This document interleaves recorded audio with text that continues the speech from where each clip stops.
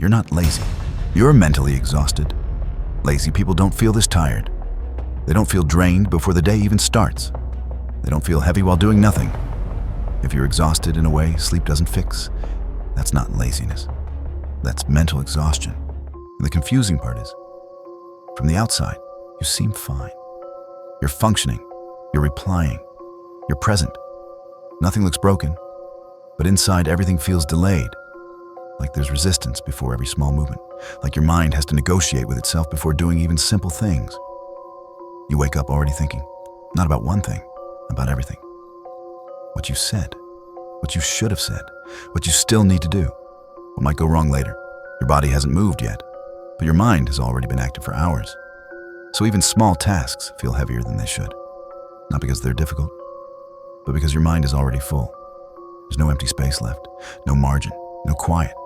And when you slow down, when you hesitate, when you delay, you start labeling yourself.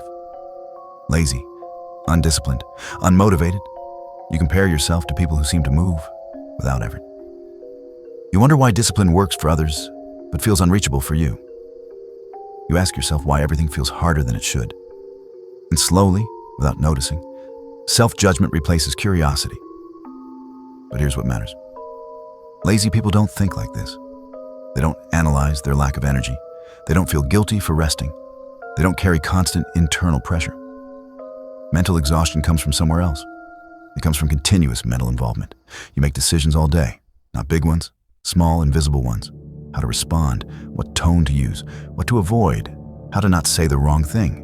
You're constantly adjusting yourself to situations, people, expectations. Nothing ever fully resolves. So everything stays open in your head. Even when you stop working, your mind doesn't fully disengage. It stays alert. It stays ready. It stays watchful. You're not relaxing. You're mentally on standby. Over time, this creates a specific kind of fatigue. Not dramatic burnout, not collapse, not quitting. Just a constant sense of resistance before anything begins. This is why motivation doesn't reach you anymore. Motivation assumes available mental space. It assumes a rested mind. But your mind doesn't lack desire. It lacks room. So it starts conserving energy. It pulls back. It delays. It slows things down. Not to sabotage you. Not to stop your life. But to protect itself from carrying even more weight. From the outside, this looks like avoidance. From the inside, it's preservation. Once you understand that, something important shifts. You stop treating tiredness as a flaw. You stop turning resistance into a personal failure.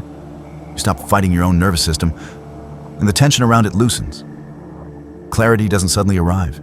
Energy doesn't spike.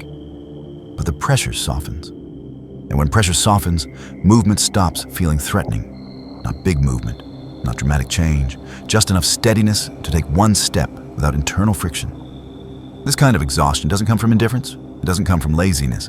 It comes from caring consistently, without pause. From being aware, from staying engaged, from carrying responsibility internally even when no one sees it. People who don't care don't feel this kind of weight. People who are disconnected don't experience this kind of tiredness. This channel is for that kind of mind. The one that feels tired not because it avoids effort, but because it has been mentally present for too long.